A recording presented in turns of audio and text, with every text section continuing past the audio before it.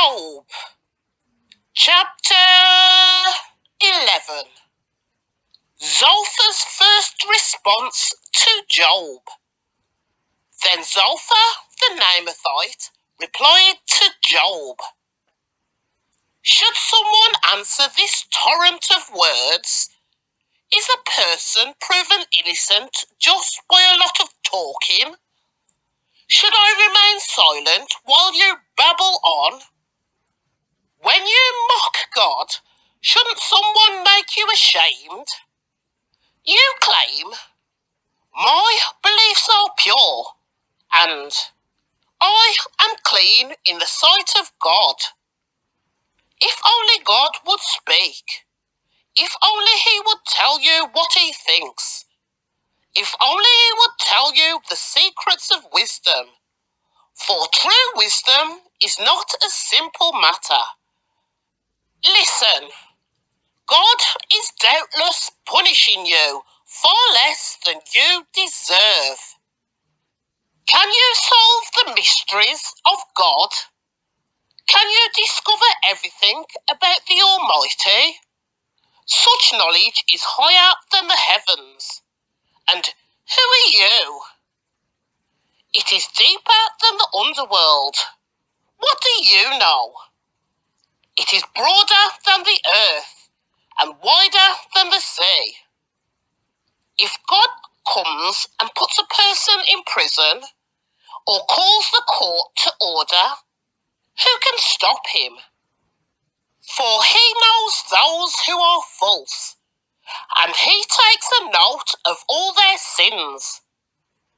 An empty-headed person won't become wise any more than a wild donkey can bear a human child.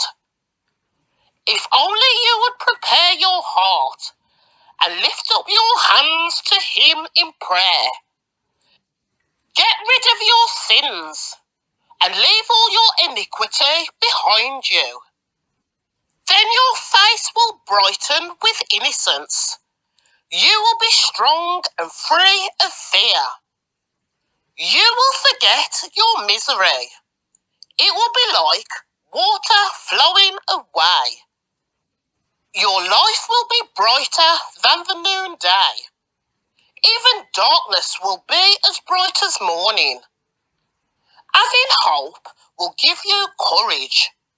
You will be protected and will rest in safety. You will lie down unafraid, and many will look to you for help. But the wicked will be blinded. They will have no escape. Their only hope is death. Chapter 12. Job's fourth speech. A response to Zophar. Then Job spoke again. You people really know everything, don't you? And when you die, wisdom will die with you. Well, I know a few things myself, and you're no better than I am. Who doesn't know these things you've been saying? Yet my friends laugh at me, for I call on God and expect an answer. I am a just and blameless man, yet they laugh at me. People who are at ease mock those in trouble. They give a push to people who are stumbling. But robbers are left in peace, and those who provoke God live in safety, though God keeps them in his power. Just ask the animals, and they will teach you. Ask the birds of the sky, and they will tell you. Speak to the earth, and it will instruct you. Let the fish in the sea speak to you. For they all know that my disaster has come from the hand of the Lord. For the life of every living thing is in his hand, and the breath of every human being. The ear tests the words it hears, just as the mouth distinguishes between foods. Wisdom belongs to the aged, and understanding to the old. But true wisdom and power are found in God. Counsel and understanding are his. What he destroys cannot be rebuilt. When he puts someone in prison, there is no escape. If he holds back the rain, the earth becomes a desert. If he releases the water, they flood the earth. Yes, strength and wisdom are his. Deceivers and deceived are both in his power. He leads counsellors away, stripped of good judgment. Wise judges become fools. He removes the royal robes of kings. They are led away with ropes around their waist. He leads priests away, stripped of status. He overthrows those with long years in power. He silences the trusted advisor and removes the insight of the elders. He pours disgrace upon princes and disarms the strong. He uncovers mysteries hidden in darkness. He brings light to the deepest gloom. He builds up nations and he destroys them. He expands nations and he abandons them. He strips kings of understanding and leaves them wandering in a pathless wasteland. They grope around in the darkness without light.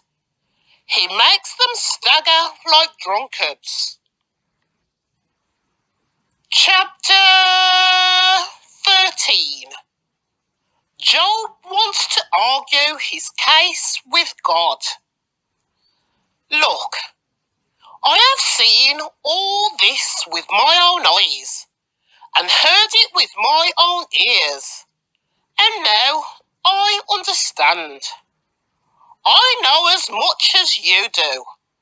You are no better than I am. As for me, I would speak directly to the Almighty. I want to argue my case with God himself. As for you, you smear me with lies. As physicians, you are worthless quacks. If only you could be silent. That's the wisest thing you could do. Listen to my charge. Pay attention to my arguments. Are you defending God with lies? Do you make your dishonest arguments for his sake? Will you slant your testimony in his favour? Will you argue God's case for him? What will happen when he finds out what you are doing? Can you fool him as easily as you fool people? No. You will be in trouble with him if you secretly slant your testimony in his favour. Doesn't his majesty terrify you? Doesn't your fear of him overwhelm you? Your platitudes are as valuable as ashes. Your defence is as fragile as a clay pot. Be silent now and leave me alone. Let me speak and I will face the consequences. Yes, I will take my life in my hands and say what I really think. God might kill me, but I have no other hope. I am going to argue my case with him, but this is what will save me. I am not godless. If I were, I could not stand before him. Listen closely to what I am about to say. Hear me out. I have innocent. Who can argue with me over this? And if you prove me wrong, I will remain silent and die. Job asks how he has sinned. Oh God, grant me these two things, and then I will be able to face you. Remove your heavy hand from me, and don't terrify me with your awesome presence. Now summon me, and I will answer, or let me speak to you, and you reply. Tell me what I have done wrong. Show me my rebellion and my sin. Why do you turn away from me? Why do you treat me as your enemy? Would you terrify a leaf blown by the wind? Would you chase dry straw? You write bitter accusations against me and bring up all the sins of my youth. You put my feet in stocks. You examine all my paths. You trace all my footprints. I waste away like rotting wood, like a moth-eaten coat. Chapter 14. How frail is humanity? How short is life? How full of trouble? We blossom like a flower and then wither. Like a passing shadow, we quickly disappear. Must you keep an eye on such a fragile creature and demand an accounting from me? Who can bring purity out of an impure person? No one. You have decided the lengths of our lives. You know how many months we will live, and we are not given a minute longer. So, leave us alone and let us rest. We are like hired hands, so let us finish our work in peace. Even a tree has more hope. If it is cut down, it will sprout again and grow new branches. Though its roots have grown old in the earth and its stump decays, at the scent of water it will bud and sprout again like a new seedling. But when people die, their strength is gone. They breathe their last, and then, where are they? As water evaporates from a lake and a river disappears in drought, people are laid to rest and do not rise again.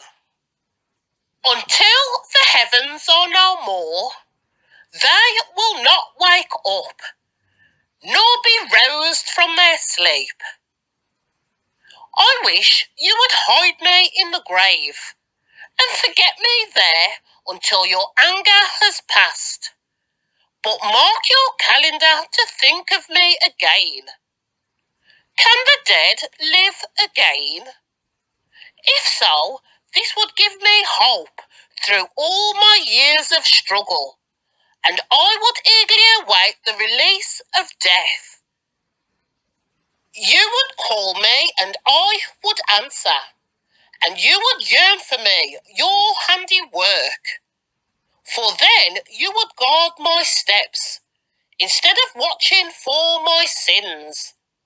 My sins would be sealed in a pouch, and you would cover my guilt. But instead, as mountains fall and crumble, and as rocks fall from a cliff, as water wears away the stones, and floods wash away the soil, so you destroy people's hope. You always overpower them, and they pass from the scene. You disfigure them in death and send them away. They never know if their children grow up in honour or sink to insignificance. They suffer painfully. Their life is full of trouble.